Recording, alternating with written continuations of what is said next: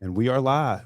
All right. Welcome, everybody. This is Eric L. Donovan, the Kingdom ROI strategist, to the inaugural Live at Lunch. I could not be more excited. Joining me today is an incredibly good friend of mine, Brian Q. Davis, founder of the Sales War, Sales Ninja, the man who took my sales, which were terrible, and helped me and my teams figure out how to actually win in life and at sales. And Brian and I have had the opportunity to walk arm in arm for a number of years, and it's been a powerful experience. So, Brian, thank you so much for being here with us for the very first Live at Lunch. Yeah, well, it's honor, man. Obviously, I think you're first of all being too hard on yourself, but man, it's awesome. And I also it feels like maybe is this a trend? Am I the guinea pig on the first ones these consistently? Okay, you say yes. That's of course, of course.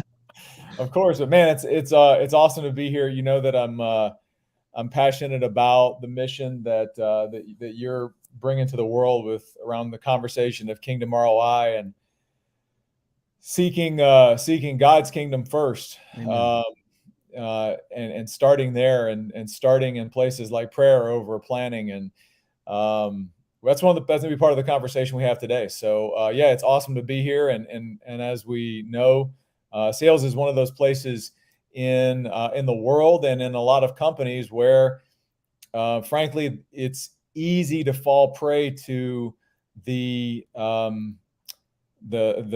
idolatry of wealth, the idolatry of significance, the idolatry of achievement. All of those things not necessarily bad unto themselves until you start worshiping them more than we're worshiping or instead of worshiping our Father. So, Amen. Happy to be here, man. It's an honor. And I'm excited. So for those of you who are joining us here live, the idea is once a month, we're going to get together and I'm going to bring in experts in different areas that can really help you grow and expand your business. And so I'm going to bring in people who have helped me, people who've really made a difference in my life and my business overall. And Brian is definitely one of those people. And so what I'm going to do, Brian, give you the floor and let you just kind of guide my friends and my people who are here and just kind of guide them through a conversation for the next 30 to 40 minutes, just on what you can share. And so I hope that this is valuable to you. Just some real quick comments. If you're watching live, great, you're here. Once this is done, within about 24 hours, we're going to drop this into our Kingdom ROI Business Growth Alliance. And so if you're not a member of that group, you want to get into that group, because that's where we're going to also share conversations and share other observations around what happened here today. So it doesn't end just right here, but I wanted to share this with my entire audience. So, hey, Brian, thank you. As always, and again, the floor is yours. So we look forward to just learning and hearing from you.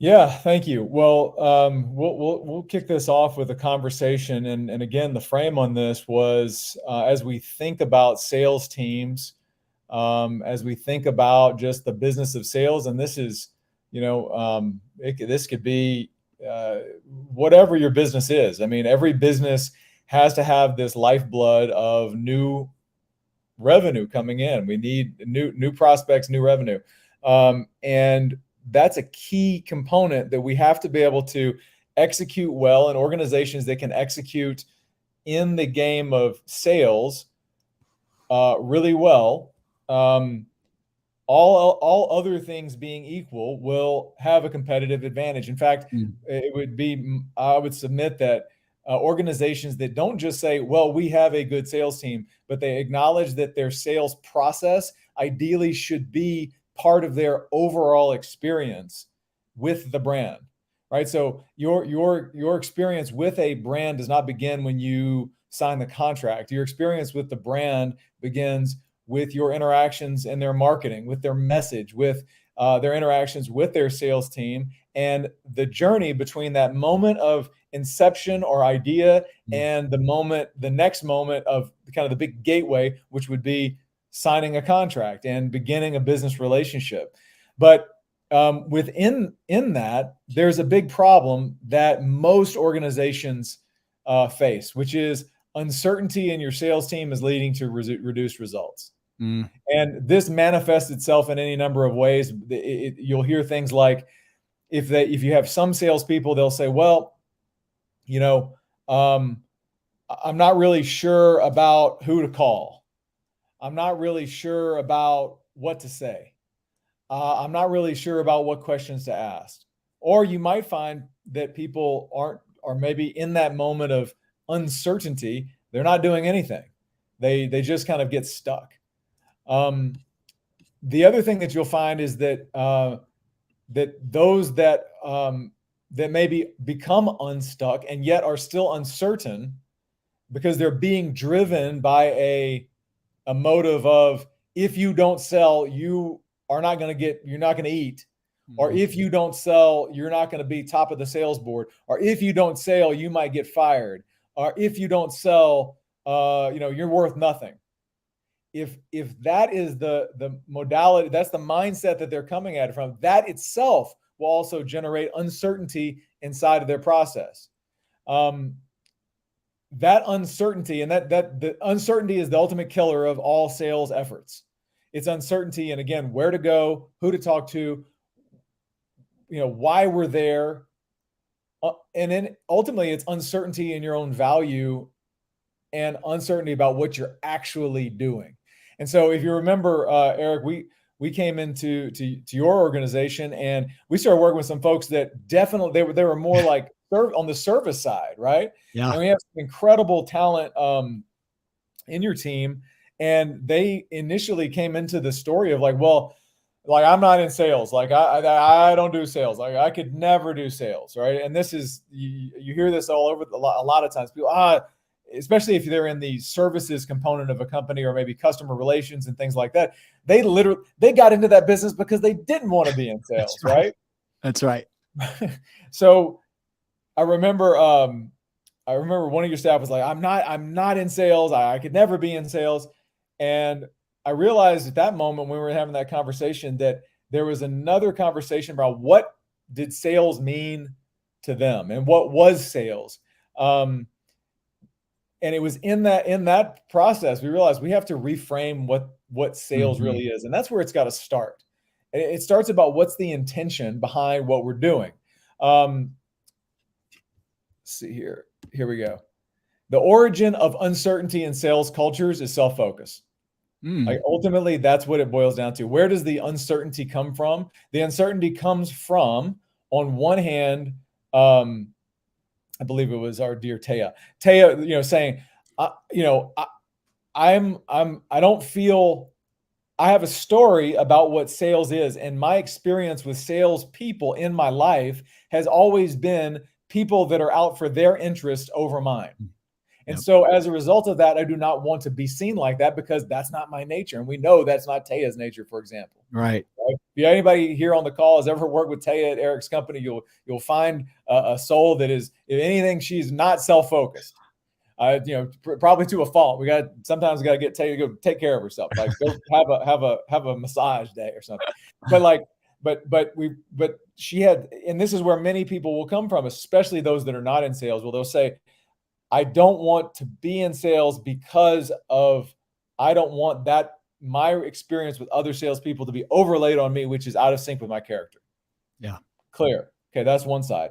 The other side is that we have people that say, well, I've got to go out and sell. And my modus operandi, the reason I'm going out into the marketplace is so I don't get fired, or it's so I can get the commission so I can buy the fancy car that I want. I remember I had a sales manager early in my career, and he literally was this chain smoking, gold chain wearing, I mean, exactly what you would expect. Like, and we were selling at the time, it was big enterprise Sun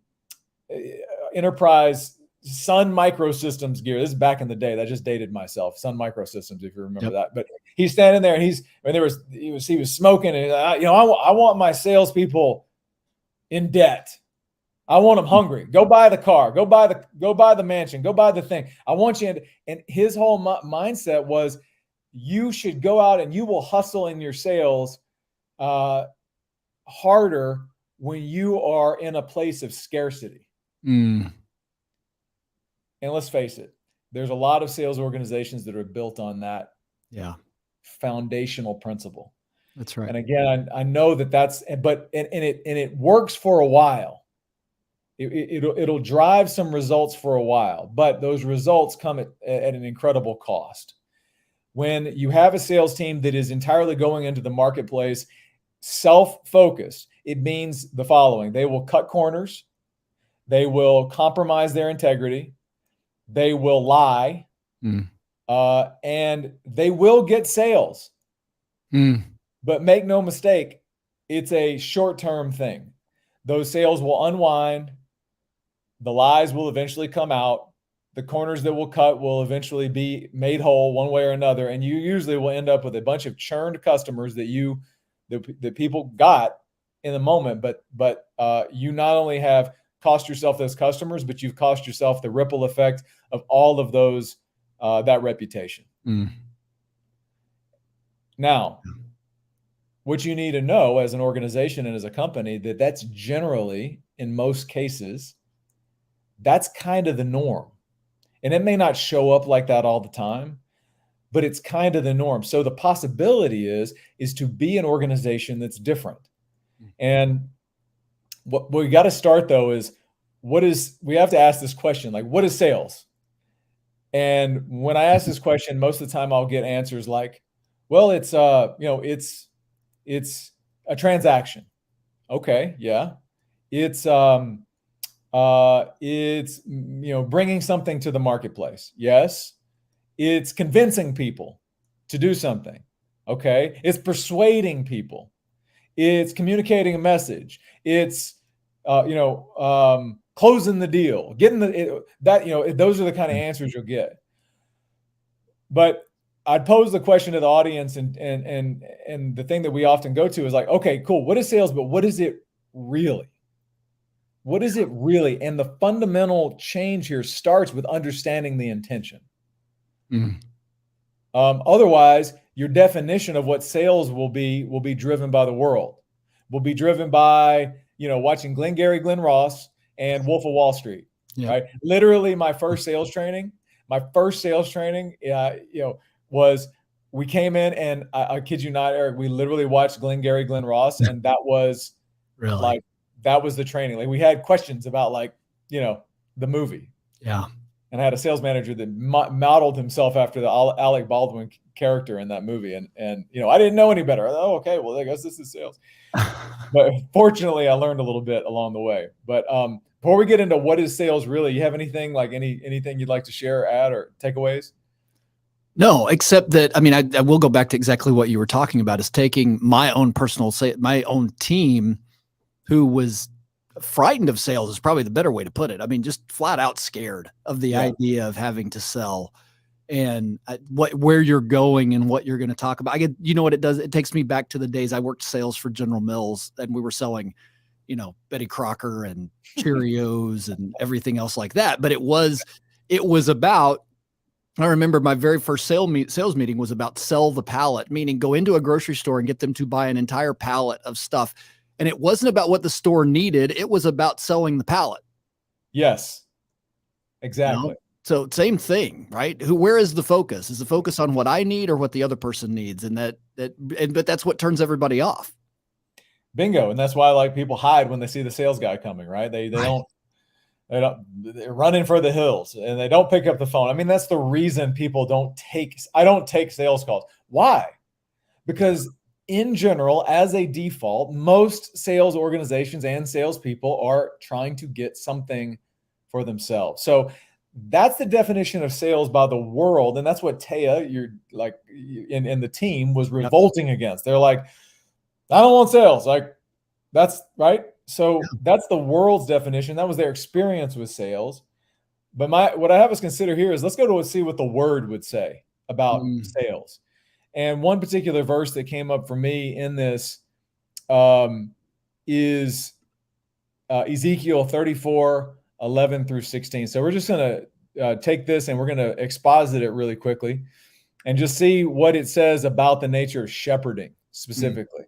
Now, this is a verse where Ezekiel is sharing the what the Lord told him, And I just want you to look for some key phrases here. I'll just read it. For thus says the Lord God, behold, I myself will search for my sheep and will seek them out. As a shepherd seeks out his flock when he is among his sheep that have been scattered, so will I seek out my sheep and I will rescue them from all places where they have been scattered on a day of clouds and thick darkness. And I will bring them out. That's to bring them from one point to another, right? So let's look at it. I look for my sheep. I find those that are in darkness, and then I bring them from one place to another. And then if we go in here, I will bring them out from the peoples and gather them from the countries and will bring them into their own land. And I will feed them on the mountains of Israel, by the ravines, and in all the inhabited places of the country. And I will feed them with what? With good pasture. I'm not going to feed them with garbage. I'm going to feed them with good pasture. On the mountain heights of Israel shall be their grazing land, where they shall lie down in good grazing land on rich pasture. They shall feed them on the mountains of Israel. I myself will be shepherd of my sheep, and I myself will make them lie down. That's to bring them to a place of comfort and to relaxation and to safety, declares the Lord God. I will seek the lost, and and he reiterates this again here. I will seek the lost. I will bring back the strayed. I will bind up the injured, and I will strengthen the weak. Now, as we're going to take that, like, I will search, I will seek, I will rescue, I will bring out, I will feed, I will give them good pasture, I will shepherd them, I will find the lost, I will bring back the strayed, I will bind up those that are hurting, and I will strengthen those that are weak. I want you to, and we're going to talk about the flip side of the coin right here. Here's the warning. And the fat and the strong, I will destroy, and I will feed them justice. Right? So we see two definitions here of potentially what sales is in a conversation. Those used car salesmen, poor guys, right? Like, they get the bad rap. There's plenty of great used car salesmen that truly want to help somebody and are going to be examples of what we're going to talk about here. So I don't want to throw all used car salesmen under the bus. I'll go back to old Sun Microsystem hardware salesman. Okay. That old sales manager, he was the fat and the strong. Yeah. He didn't end well. I'll just put it that way. Right. I will feed them justice. In other words, every lie that goes into a sale, every cut corner, contracts, deception that you put on the customer because you wanted to get the deal this quarter so you could get the bonus. And so you cut a little corner so you could get your commission. And that's it may not pay tomorrow. It may not pay the next day. 2 years. It's all going to come down. It's all going to come back around. There will be justice. Yeah. The contrast of that is what we see here in the nature, the attributes of God. He's going to go look for them. He's going to seek them. He's going to rescue them. He's going to bring them out. He's going to feed them. Now let's put this into the frame of salespeople. If our mindset as a salesperson is that I will go search for what? My sheep. Those are those people, and rescue them. If I know that my product or service will benefit and potentially change someone's life. I mean, again, that was the thing that was so easy with your organization, Eric. It was like the services drastically help people's life. There's proven, it's not even in question. Like, that's easy. Well, if that's true, then what we had to do was flip the script to say, hey, you're not the fat and the strong out there trying to force people into something. You're literally, if you know this, it's like having the gospel. If you believe in this thing, you have to go take it forward. Yeah. Because if you don't, the consequences are they will stay they will stay scattered on a day of clouds and thick darkness. I mean, let's take your services, Eric. I mean, how many times has there been a family that except for the counsel and work and things that go into the process, they would have stayed scattered on a day of clouds and thick darkness. Oh, absolutely. Right? Yeah.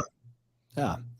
But it has to do more with the fact that it's focused on the outcome for the family than the financial outcome, right? Which has always been that's the world versus the work. Yeah, exactly. Right. It's inverted. That's your whole thing that you always talk about. It's everything's upside down. We should down. know that generally, by the way, key takeaway, please take this in your notes. If the world says it's one way, flip that upside down and you're probably on the right track. That's right. That's right. So if a salesperson says, okay, I need to go, if I believe in this thing, I have something that that will help people. And this could be a pallet of cereal. This could be financial planning and investing, and it could be software. It could be a piece of Sun Microsystems hardware. Sure. Whatever it is, it doesn't matter. You have to get grounded in, like, what does this do to impact and change somebody's life? And when I spend time thinking about that and I look at the results that probably, if you're in a business as a salesperson or you're an entrepreneur, you can, most of the time we will forget to look at the results of the impact that our good work has had on someone. Well, all we have to do is go look at that. And if we go look at that and say, well, I can think of one client, they say, well, our revenues were up 18% year over year. Well, that's awesome. But let's go down below the surface, and we're going to go into that in just a second. What was the impact of that 18%? Well, was it that the CEO slept better at night? Was it that the CEO slept better at night, and because he slept better at night, he had more connection with his wife?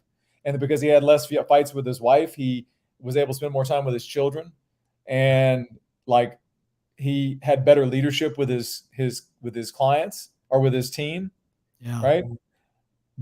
In that more peaceful space, we see it right here, good pasture, good grazing land, rich pasture. In that place, does that leader or does that company make better or worse decisions than the day of clouds and thick darkness?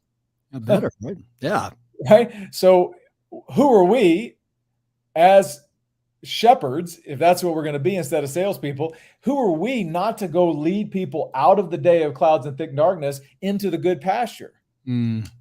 And if I know that, then man, it is on me. It's like, this is the problem, right? It's like having the gospel. If I've got the gospel, I've got a problem, which is we're told, do not take the talents and just bury them and not do something. Yeah. It's not a good outcome for the one that just buries them and doesn't do something. You better go multiply. Yeah. But you will not have resistance to multiply if you're thinking about the consequences to somebody else instead of yourself. So there's a redefinition of sales that has to happen. And this is actually, we worked on this, and I think this may have come from the conversation with even Taya. Sales is the process of shepherding others to discover and cross the gap between where they are now and a future elevated state. From where they are now in a day of clouds and darkness to a future elevated state in good pasture and rich land on the hills of Israel, right? Right. It's to take somebody from here to over there. Part of the problem is sometimes people don't know they're so in a day of such darkness and cloudiness, they don't know they don't even know there's something else. Yeah. That's why our marketing is so important. That's why our message is so important. That's why our willingness to broadcast is so important. But once we wake them up to, hey man, there's something over here, then we have to come there and say, there's something over there, but where do you want to go? If we can, we'll do a little quick exercise here to kind of visualize that process. But then it's cool. Oh, okay, there's another possibility. Well, what do we do? Do we just say, okay, well then just sign here? No, it's the shepherding. Does the shepherd say, go over there, sign this contract, I'll see you later? Or do they actually, they walk with them from point A to point B? Amen. Yep. Because from point A to point B, the other thing a good shepherd knows when they move them from point A to point B is they know where the wolves are. They know where the ravine is and where the rocks are dangerous. They know where maybe on the way from point A to point B, there's a little pasture off to the left. We can get a little break there. There's pitfalls and there's possibilities on the path between the problem and the possibility. Yep. And we can, and part of our job is to help them navigate that. And I would have any business owner consider that this could be, again, I came and did a conversation with a dear friend of mine down in South Louisiana, in your neighborhood. Their business is mattresses. It's no different. Yeah. Mattresses, software, whatever you've got, whatever your company does, there's something that you're taking somebody from and to. And when you reframe of, I'm not out there trying to convince and get, I'm trying to awaken and shepherd, the game becomes much more fun and easy and meaningful. Yes.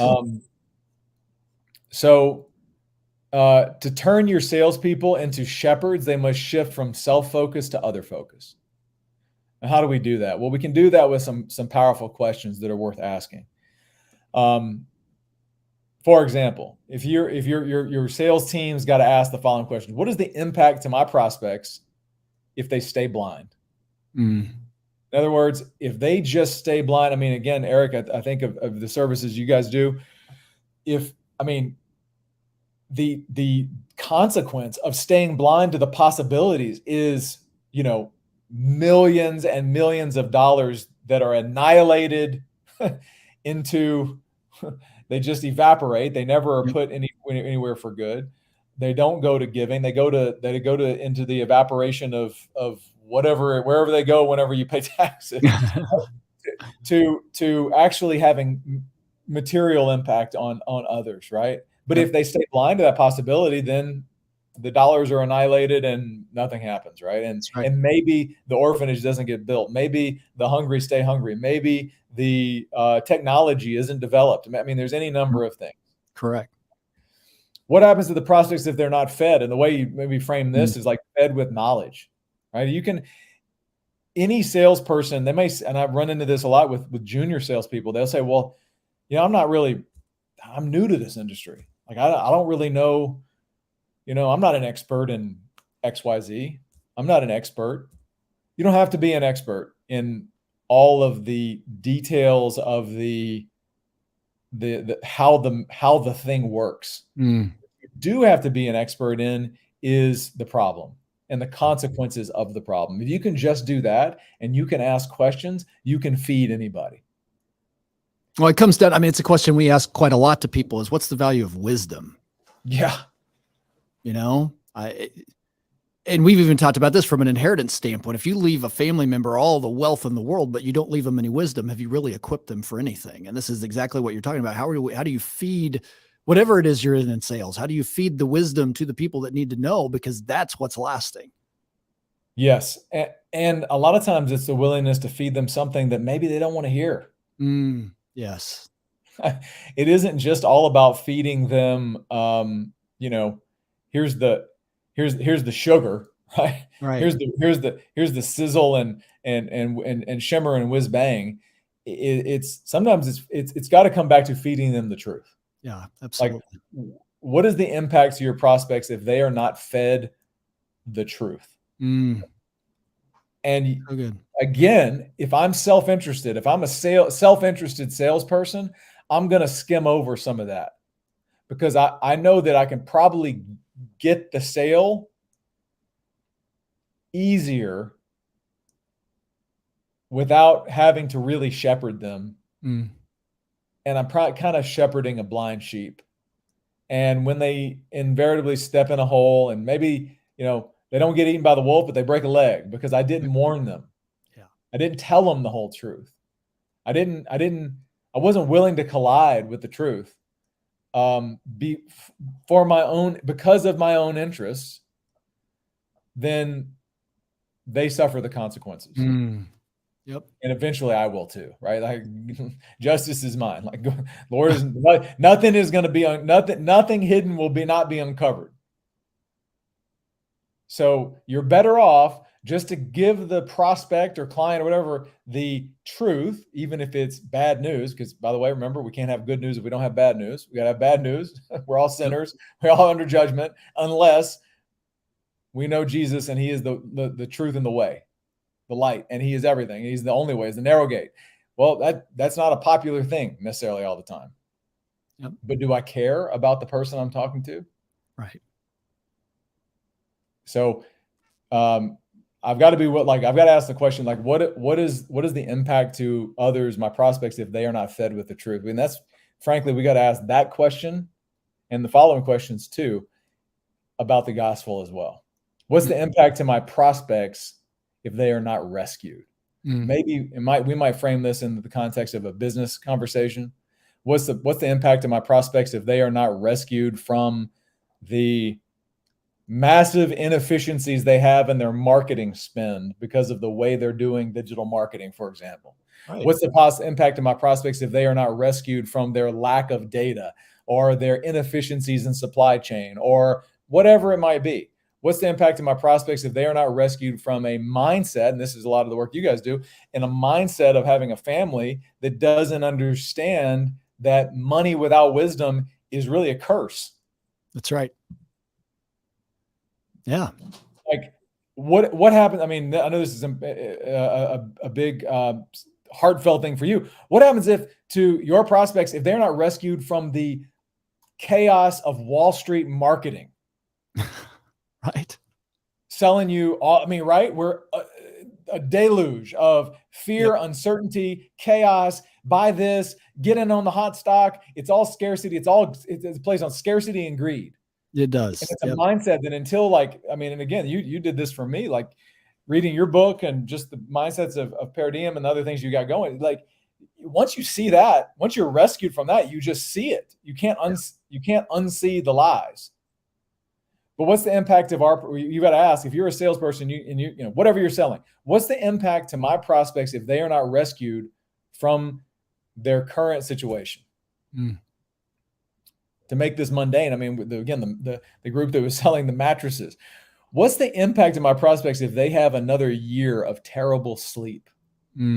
It's, you know, the science in that case says that, you know, quality of sleep directly leads to length of life. Yeah. I mean, that's a reframe. What do? I'm a mattress salesman. Oh, wait, are you really? What do you sell when you sell the mattress? Actually, I'm selling life. I'm extending life. Oh, does my price matter so much whenever I framed it that way? And then what would be what possibility would exist if they were led to good pasture?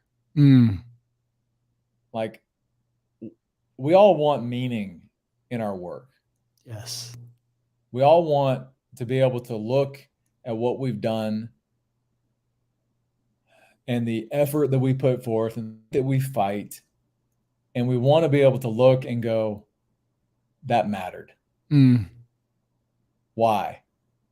Well, the business was up 18%. Okay, that's great. That's a good thing. Multiplication, good. But did it get the 18% year over year based on the truth or something else? It was based on the truth. The executives had better data to make better decisions. They made better decisions based on our counsel. Our counsel was sound because we had done our homework. The output of that was that the business grew, more people were employed, you know, more people were employed, so it led to more children having, you know, better education and more shelter and whatever that might be. You start to expand the downstream of what the good pasture is, and you can feel very certain in your willingness to go out and wake up the sheep. Yes, because you're not going over there as a needy, greedy salesman. As we know, as one of our dear friends, Oren Claff, will tell you, you know, neediness kills deals. Yep. Well, neediness kills everything. Neediness kills relationships, kills friendships, definitely kills sales, and it definitely kills the willingness to go out and you know, do some what might feel uncomfortable for a while, but whenever you recognize and you have shepherded a sheep from the asleep nature of being on the day of clouds and darkness into a good pasture, and you've seen them flourish, and you got to, not because God needed you, but you got to be the shepherd that walked from point A to point B, because guess what? He'll find somebody else if you don't do it, but you get to. It's still this is God doesn't need you. This is if you're in that position as a salesperson, as a business development person, as a marketing person, as a entrepreneur that has their business, it's all a get to. What might I get from God as a result of my willingness to shepherd someone in the truth from point A to point B? So good.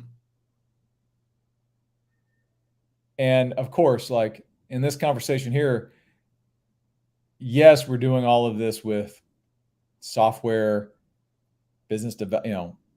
financial services, investments, mattresses, computer hardware, software, used cars, whatever it might be.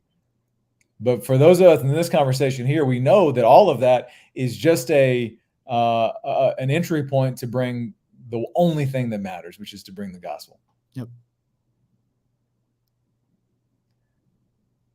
And it says, the good works have been prepared ahead of time for us. So like anybody that's watching, I'd have them consider like there's some good work that's like it's waiting for you. It was prepared for you ahead of time. That's in Ephesians chapter 2. It was prepared for you ahead of time. Not that you did it, but you still get the credit. Isn't that amazing? It's not on you. This is the challenge for salespeople as well, is that it's like it's so easy to go, oh man, it's all on me. Like, yeah, I gotta go close the deals. Man, that trap will burn you up. Hey, Brian, can we take a quick tangent here? Only because I want to bring it up, because we don't know who's listening as we've got this live at lunch going on. And so we get somebody who comes in and is like, man, it felt like I stepped into church. And I'm like, well, maybe a little bit, but I think you resonate with this pretty much as I do. And I just want to make this expression really quick. Know the Bible for yourself. That would be both Brian and I would communicate that to you. There's a lot of stuff that happens inside of religion that tells you what they think the Bible says. And one of the reasons that he and I are both so passionate about it is we've both read it for ourselves. And if you go read it for yourself, you'd be amazed how much practical application there is around business, around sales, around your life, around everything that you need to do. That's all found inside of that book. And so again, stepping in here and you're like, man, did I come into a religion thing? And I would say in one sense, no, you came into a Bible thing. Yeah. We just happen to find out that everything's upside down, and what the world keeps telling us, man, it doesn't work that way. And the more that we've aligned ourselves with what we found in the book is like, heck, this works. So I wanted you to know where you are and why you're here. So thank you for that quick tangent, that commercial. Yeah. Very, very nice. So that kind of plays in. Look, guess what? You follow the wisdom of the word of God is pretty good for business. That's right. Amen. Amen. When a salesperson sees themselves as a shepherd with a duty, they will be more courageous and certain in their mission. Guess what? Any company that has a sales team of shepherds, it has a competitive advantage. Amen. It isn't even close. Yep. It isn't even a contest, because energetically they will be different. And so they're as emissaries of your brand. That kind of mindset, if it plays in with them and it is fostered by the management, it's fostered by the leadership, and it has to be lived by the leadership too, by the way. Yes. Right. You can have some salespeople that will hold to this. And if the leadership and if the organization itself as a company strays from this for very long, those people will not stay. They will not let their integrity bend to they will just not stay. You will lose them and they'll go somewhere else and they'll do damage to you on the other side. But it's not really them doing damage to you. It's your own lack of integrity and your willingness to stay other focused instead of self-focused. The willingness to take the short-term quarterly target as opposed to playing long-term with your customers. It always happens, by the way, it always happens when companies start looking very short-term, right? That always seen it over and over again. But if you've got this mindset, if you built that into your culture, I mean, if you built that into everything, and it can help your company really feel the mission that they have.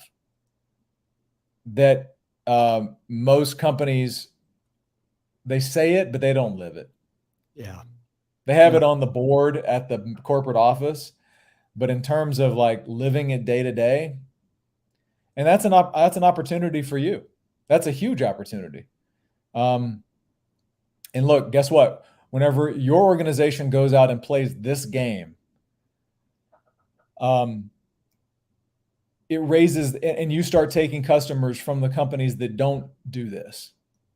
It's a good thing because it'll expose them and give them the opportunity to raise their game. Yes. There's room for everybody. This isn't about beating somebody and all that kind of stuff. I mean, it's fun to win. We want to win, but we want to win the right way. And when we win the right way, then everybody else has to start playing by those rules. And guess what? You're going to lose a lot of deals because of this too, and that's okay too. There's certain organizations that you're going to, man, I wish we would have got that deal. It's, I can't believe they went with the other guys. We told the truth across the board. Well, guess what? You just dodged a bullet. That's right. Here, got another mini lesson right here. Liars buy from liars. That's right. I was just thinking of that. Truth buys from the truth.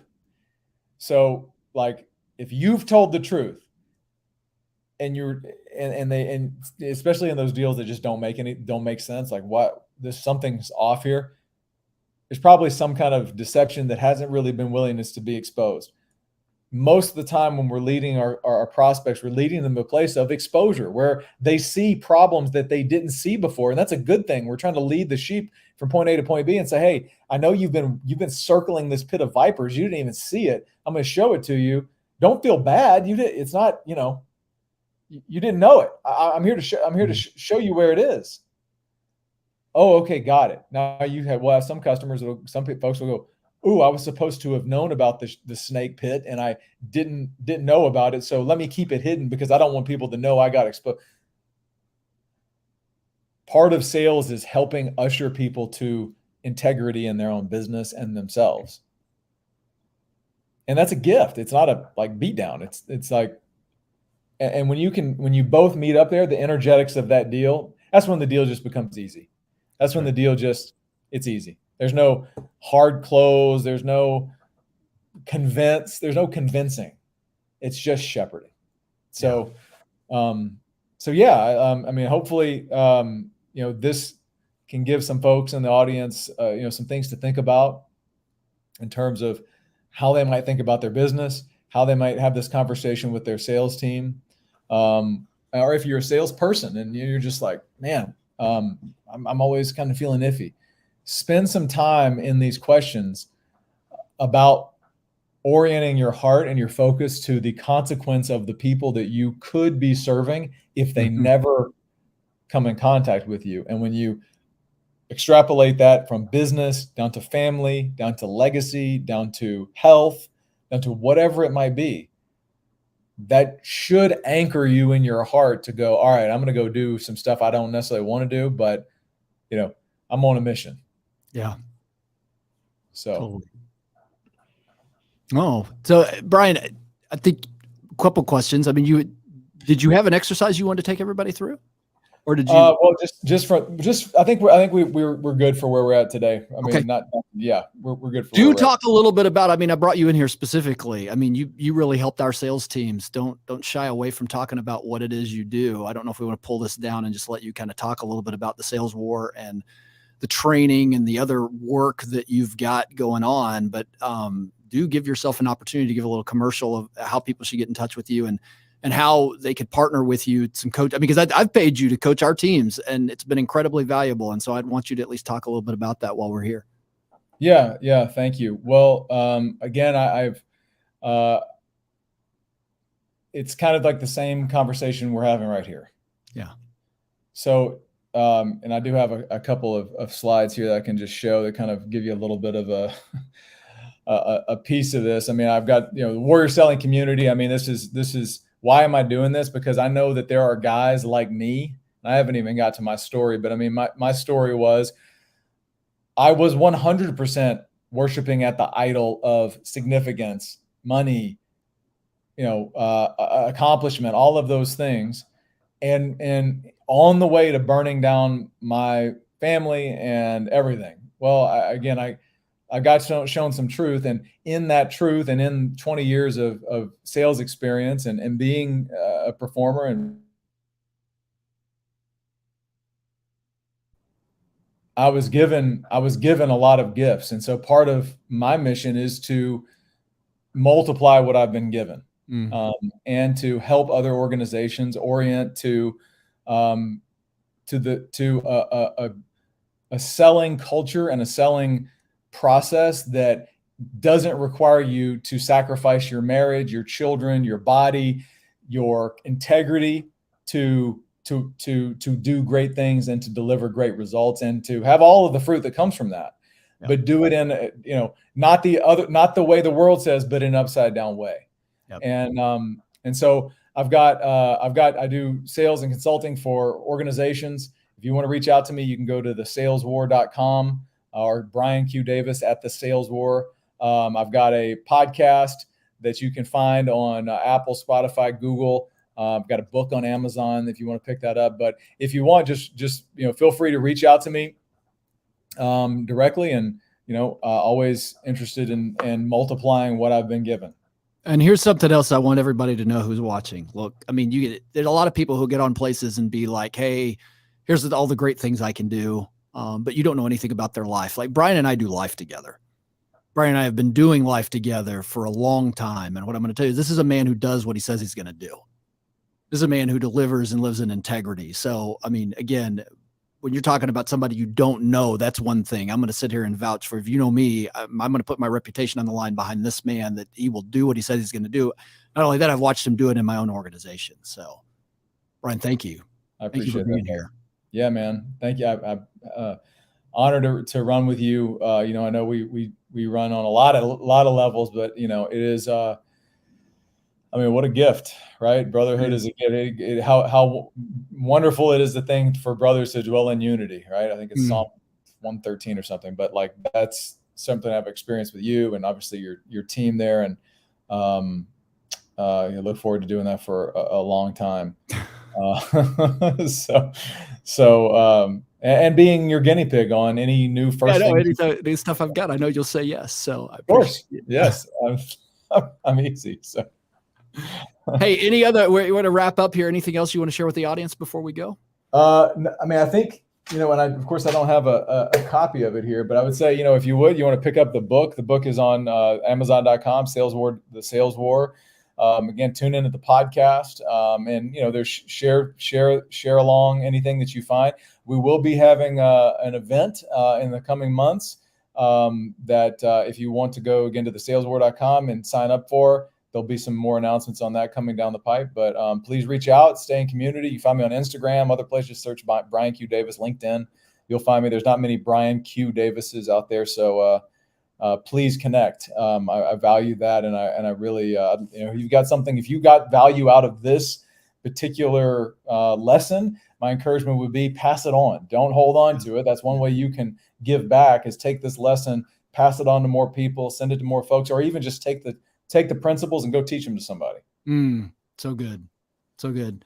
All right. So this is going to conclude here our first inaugural Live at Lunch. Again, third Tuesday of every month, 1 p.m. Central is Live at Lunch. So let me give you just a little preview. Next month, I've got Nicole Grinnell of Boson Solutions. She took the idea of being a virtual assistant and built a multi-million-dollar company. So she's the founder of Boson Solutions, a boutique full-service staffing firm whose mission is to help small businesses thrive in any economy.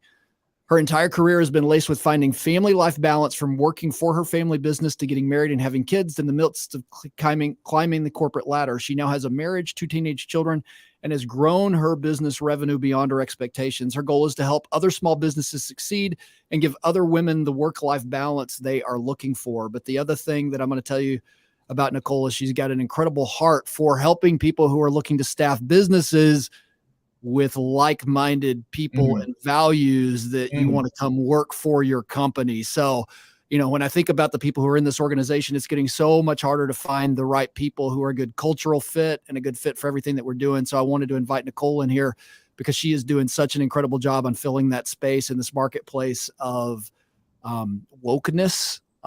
Let's just make sure that we find the people that fit our culture and align with where we're going and what we're called to do. So, Brian, thank you so much for being here. We'll be doing more promotion. You're going to catch up stuff from Brian. We'll be having some replays and some other things like that. And then Nicole will be with us next month. So thank you all so much for being here for Live at Lunch.